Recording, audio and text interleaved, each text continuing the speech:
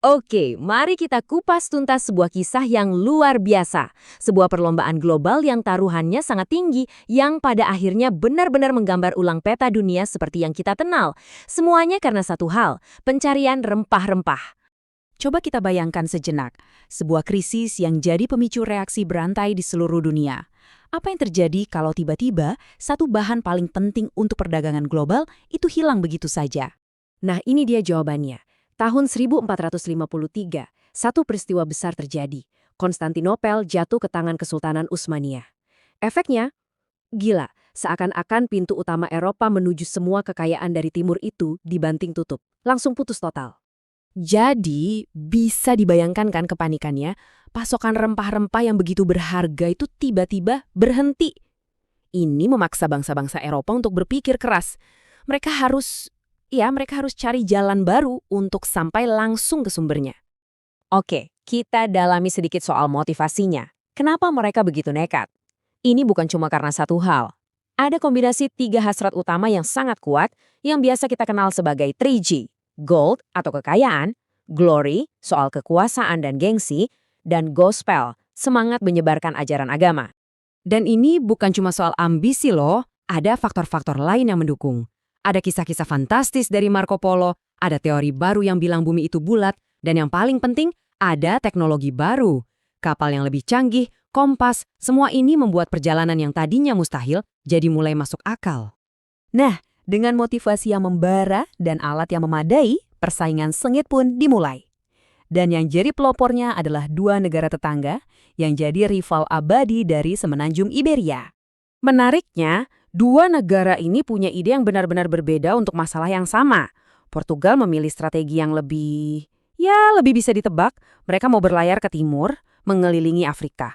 Sementara Spanyol, mereka punya ide gila. Gimana kalau kita berlayar lurus ke barat aja, melintasi Atlantik? Sebuah pertaruhan besar.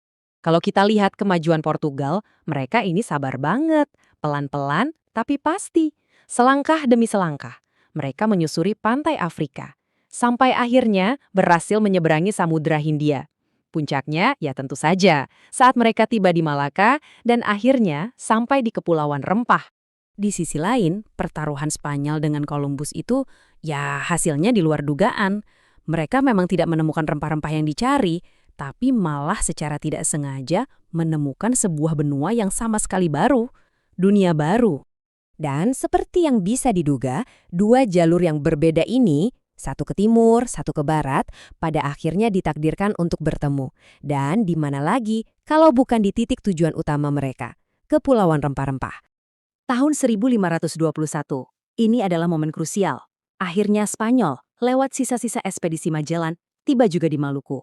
Tapi ada satu masalah besar. Ternyata orang Portugis sudah lebih dulu ada di sana. 9 tahun lebih awal. Apa yang terjadi selanjutnya? Persaingan global antara dua kekuatan Eropa ini langsung tumpah ke politik lokal. Portugal langsung gandeng kerajaan Ternate, sementara Spanyol mendukung saingannya, kerajaan Tidore. Maluku pun sontak jadi medan pertempuran. Nah, untuk menghindari perang yang lebih besar lagi, akhirnya mereka duduk semeja dan bikin perjanjian. Secara harfiah mereka menarik garis di peta dunia untuk membagi wilayah kekuasaan. Dan intinya, Portugal secara resmi memenangkan hak atas Kepulauan Rempah-Rempah. Tapi, cerita belum selesai. Tepat ketika dua rival lama ini menyelesaikan masalah mereka, tiba-tiba muncul pemain baru.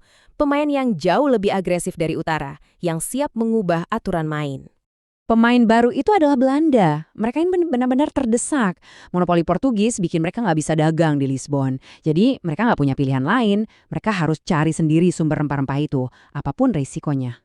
Dan pendekatan Belanda ini beda banget. Ini bukan lagi soal kejayaan raja. Ini murni soal bisnis. Efisiensi korporat yang diperhitungkan dengan sangat matang. Dari pelayaran pertama, persaingan internal, sampai akhirnya mereka membentuk satu perusahaan super raksasa, VOC.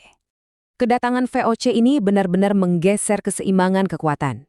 Mereka bukan cuma berhasil menyingkirkan Portugal, tapi mereka juga harus berhadapan dengan pendatang baru lainnya yang juga mengincar kue yang sama, Inggris.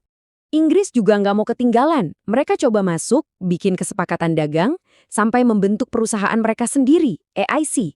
Tapi mereka dengan cepat sadar kalau mereka kalah kuat. Mesin korporat Belanda, VOC, ternyata jauh lebih besar dan lebih kuat.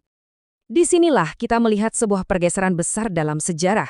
Era penjelajahan yang dipimpin oleh raja dan ratu sudah berakhir.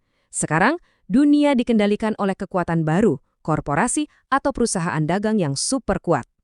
Ya, keberhasilan VOC ini jadi titik baliknya.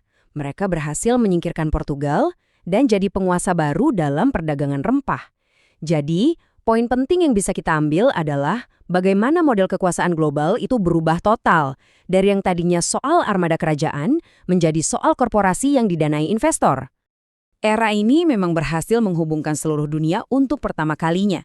Tapi ini juga memunculkan satu pertanyaan besar yang perlu kita renungkan. Siapa yang sebenarnya harus membayar harga paling mahal untuk tatanan dunia baru ini?